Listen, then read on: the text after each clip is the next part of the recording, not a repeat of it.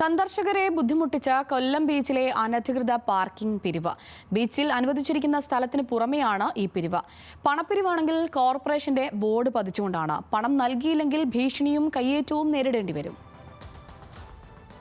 സായാഹ്നങ്ങൾ ചിലവഴിക്കാൻ ആയിരങ്ങളാണ് കൊല്ലം ബീച്ചിലേക്ക് എത്തുന്നത്.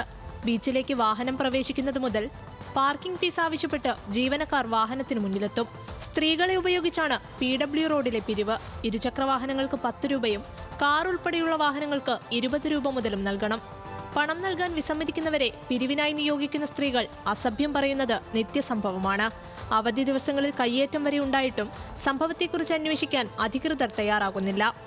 ബീച്ചിൽ ആള് വന്ന് തുടങ്ങിയപ്പോൾ കൊല്ലം മേയറും കൊല്ലം കോർപ്പറേഷനും CPM സഹപ്രവർത്തകരും ഗുണ്ടാപ്പിരിവ് പോലെ ഇവിടെ പിരിക്കുന്നെന്നാണ് അറിയുവാൻ കഴിഞ്ഞത്. പക്ഷേ ഒരു കാര്യം ഞാൻ ഉറപ്പിച്ച് മേയറോടും CPM സഹപ്രവർത്തകരോടും പറയാം, ഇത് ശരിയായ രീതിയല്ല, ശരിയായ പ്രവണതയല്ല.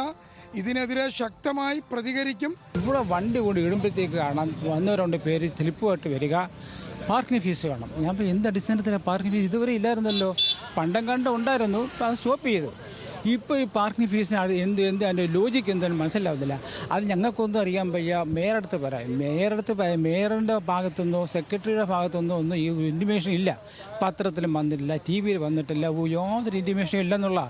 പിന്നെ എന്തടിസ്ഥാനത്തിൽ നിങ്ങൾ കാശ് ഇരിക്കുന്നത്? കാശ് ഇരാൻ ഒക്കത്തില്ലെന്ന് പറഞ്ഞു.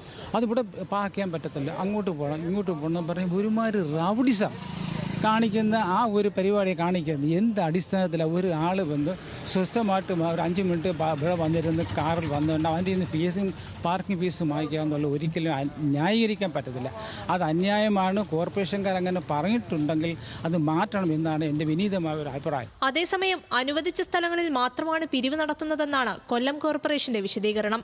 ബീച്ചിലെത്തിയ കുടുംബത്തിനു നേരെയും അതിക്രമമുണ്ടായി. അനധികൃത പിരിവിൽ ദുരനുഭവം നേരിട്ട കുടുംബം കോടതിയെ സമീപിക്കാൻ ഒരുങ്ങുകയാണ്. ന്യൂസ് മലയാളം, കൊല്ലം.